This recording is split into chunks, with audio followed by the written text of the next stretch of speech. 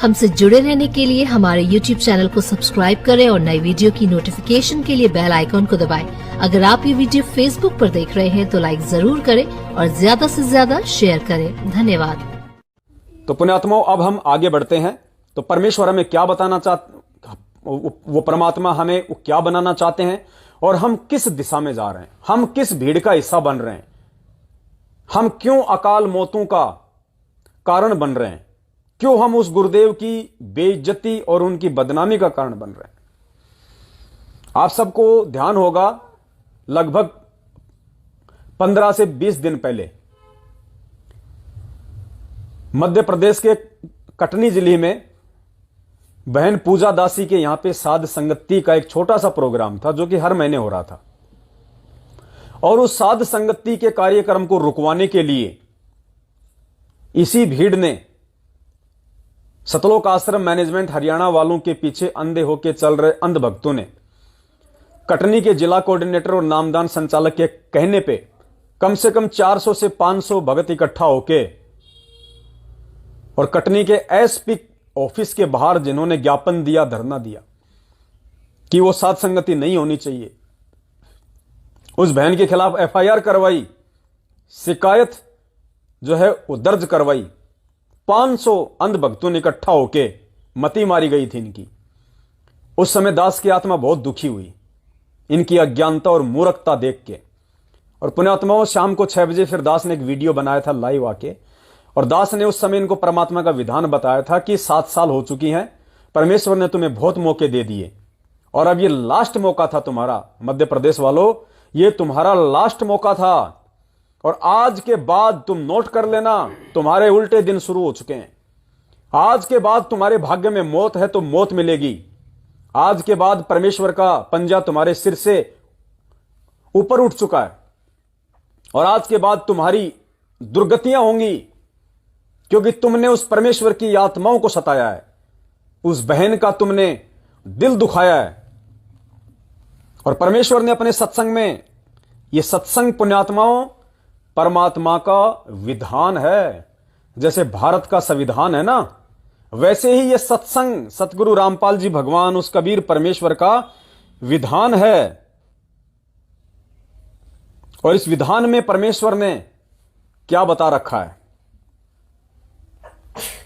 स्पष्ट कर रखा है गुरुदेव ने कि तुम 2 भगत हो और एक भगत आपको कुछ भी नहीं कहता है और दूसरा भगत यदि उसको बेवजह दुखी करेगा, उसको परेशान करेगा, उसकी आत्मा दुखाएगा, तो गुरुदेव ने कहा कि बेशक वो दूसरा भी वो भगत है जो बेवजह परेशान कर रहा है, परमात्मा उसका बक्कल उतारेगा, बक्कल, और जो भगत है उसकी परमात्मा रक्षा करेगा। ये विधान है परमेश्वर का।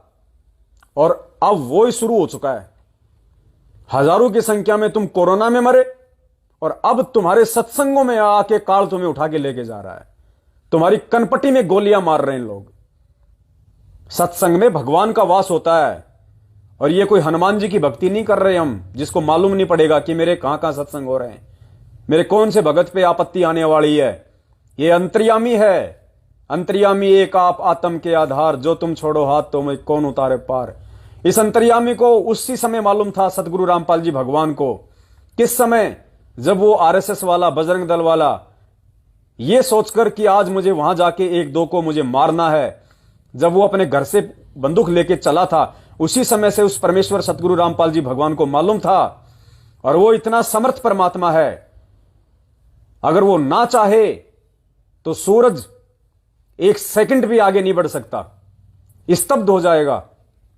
वो हिसार जेल में बैठा हुआ परमात्मा चाहे तो पूरी दुनिया को पत्थर की मूर्त बना सकता है, हिल नहीं सकते, ये डुल नहीं सकते। तो उस परमेश्वर को जब सब कुछ मालूम था, तो उस परमात्मा ने मंदसौर के सत्संग में वहां के जिला कोऑर्डिनेटर को अकाल मौत क्यों मरने दिया, क्यों नहीं रोका उस आरएसएस वाले को? उसका रीजन यह है, जो तुम लोग उस परमेश्वर की मर्यादाओं को लांघ चुके हो, उस परमेश्वर के वचन को तुमने तार तार कर दिया है, तोड़ दिया है, अपने पैरों के नीचे रौंद दिया है। और क्या कहा परमेश्वर ने अपने विधान में?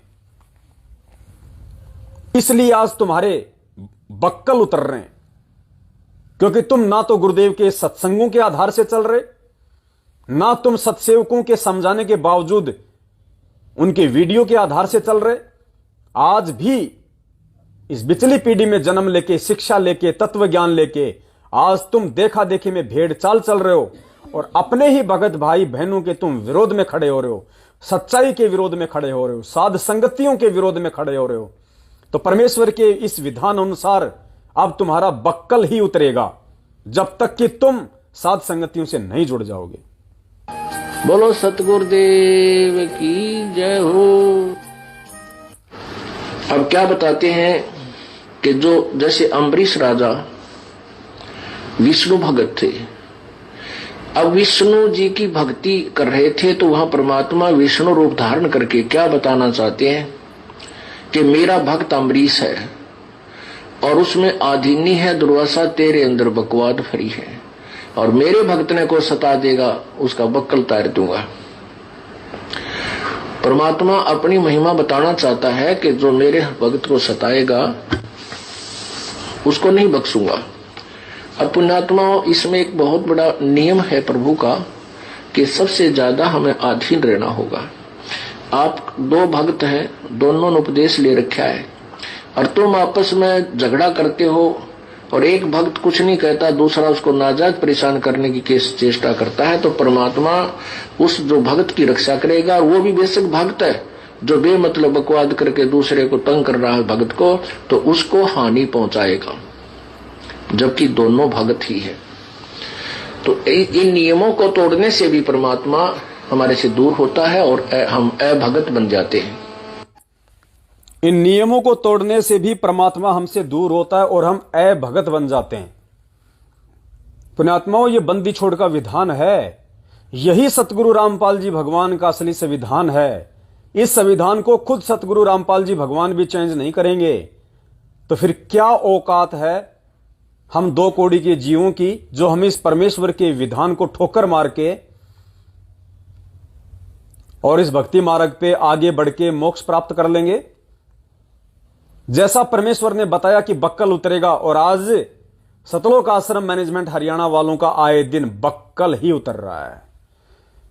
कोई फांसी खा के मर रहा है, कोई ट्रेन के नीचे आके मर रहा है, कोई आपस में झगड़ा करके मर रहा है, कोई कोरोना से मर रहा है, कोई महामारी से मर रहा है, कोई एक्सीडेंट होके गाड़ियों के नीचे आके मर रहे हैं सारनामी लोग।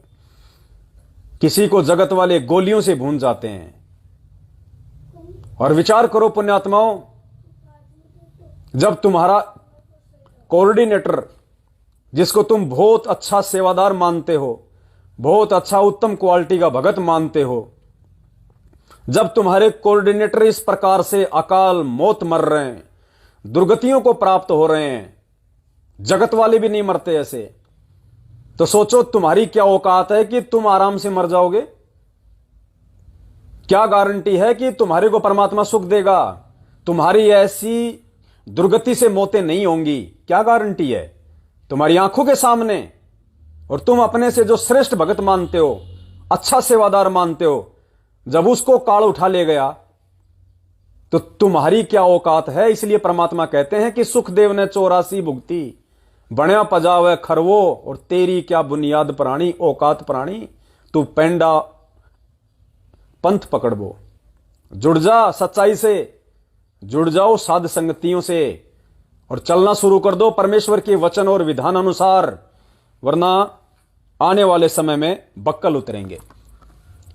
तो कटनी की घटना के बाद में दास ने उस परमेश्वर का विधान बताते हुए इन मैनेजमेंट वालों को फाइनल चेतावनी दे दी थी कि अब वो परमेश्वर तुमसे 100% दूर है। पहले तो थोड़ा बहुत 1-2-5% हो सकता है, परमेश्वर ने थोड़ी बहुत कुछ गुंजाइश रखी, लेकिन जो कटनी में बेवजह जो तुमने उस बहन की आत्मा दुखाई, बेवजह उस बहन को तुम लोगों ने डराने का प्रयास किया, धमकाने का प्रयास किया, एक ही गुरु के शिष्य होने के बावजूद, और इधर दास की भी आत्मा दुखी हुई। और उसी समय परमात्मा ने दास के माध्यम से अपना संविधान तुम लोगों को सुनवा दिया था कि अब तुम्हारे बक्कल उतरेंगे, अब तुम्हारे लिए कोई रियायत नहीं है। और ये परमात्मा नहीं मारेगा, परमात्मा किसी को नहीं मारता, वो दयालु है। तुम्हारे जो अपने जो कर्म हैं, जो 7 साल से तुमने किए हैं, और आज भी जो तुम कर रहे हो आंख बंद करके, तुम्हारे ये कर्म ही तुम्हें ले डूबेंगे। राम किसी को मारे नहीं, मारे तो हत्यारा राम, अपने आप ही मर जाओगे तुम ये कर कर खोटे काम।